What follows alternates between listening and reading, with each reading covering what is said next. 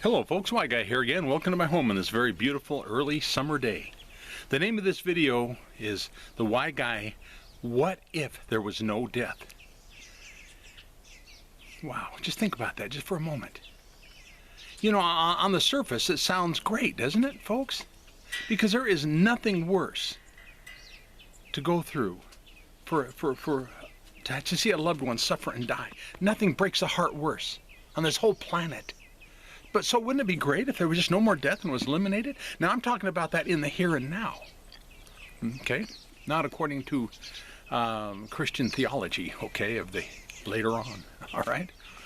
Now think about all those who are suffering, okay, with incredible and extreme pain and diseases, and there's no relief in sight.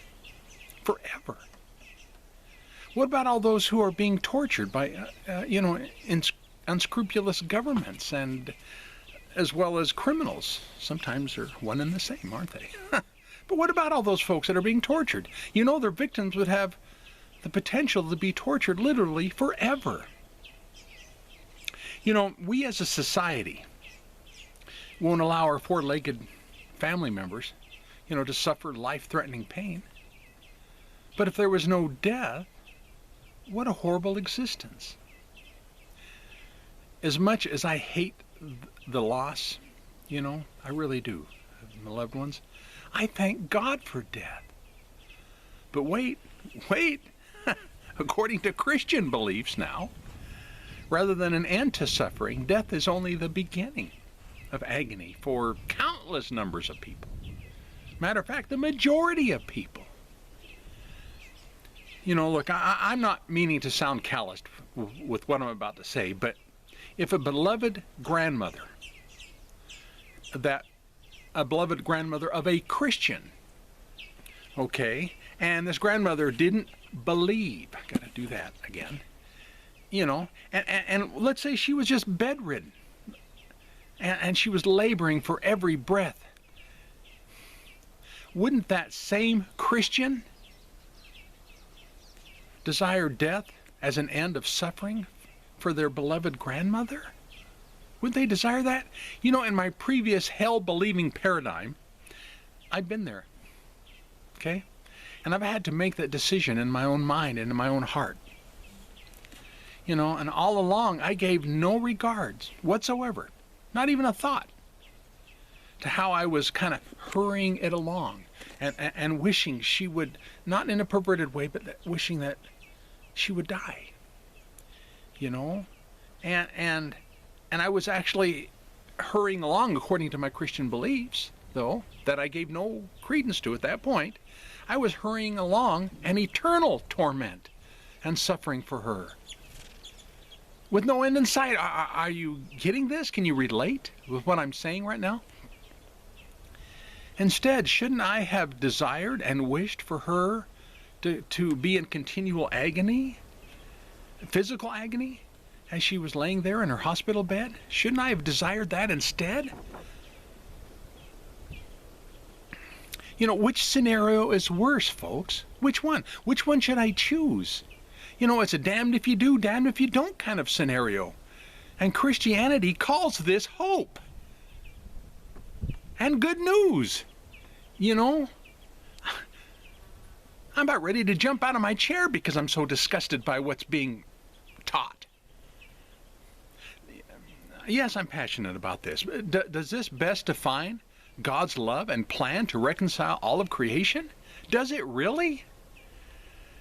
For the sake of common decency, think, Christian, and question what you've been taught. Okay? This is the answer.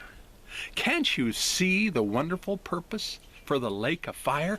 Ooh, how you've been taught wrong about that too? The lake of fire is wonderful, great news. Why? Because it's not a place, but rather it's a process that eliminates all those things that cause suffering. Reread it with that kind of understanding. I challenge you. What's so cool then is a caveat and a cherry on top of this whole thing. The lake of fire, it even eliminates death itself. You know, it says in the correct translation, death and the grave will be thrown into the lake of fire. So think about that. What good would it be to be rid of death, okay, without first getting rid of those things that cause death as well? You know, in closing, in this video, some will claim, well, it'll pop into your minds, those who know your Bibles a little bit. So, some will claim that the word whoever, which is in most Bible translations, some will claim that the word whoever is proof that it's not a process, but it's an actual place for actual people, all because of that one little word, whoever. Okay?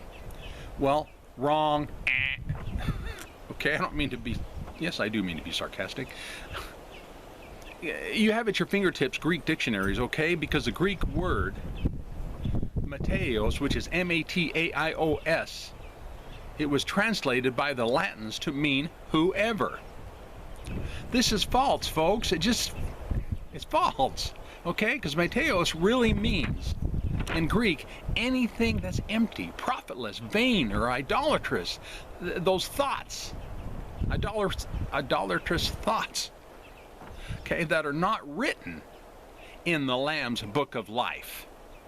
Not whoever is not in the Lamb's book of life, but those things that are not written in the Lamb's book of life will be cast into the lake of fire. Are we finally getting it? Can you see why it's the good news? And what we've been taught is not. It's perverted news, if anything. You know, I wrote about the lake of fire in my book called In Defense of God's Love. All right? I'll leave a link to it on Amazon. If I remember. Look me up on Facebook and give me a thumbs up, thumbs down. Consider subscribing. Blah, blah, blah. Thank you for viewing.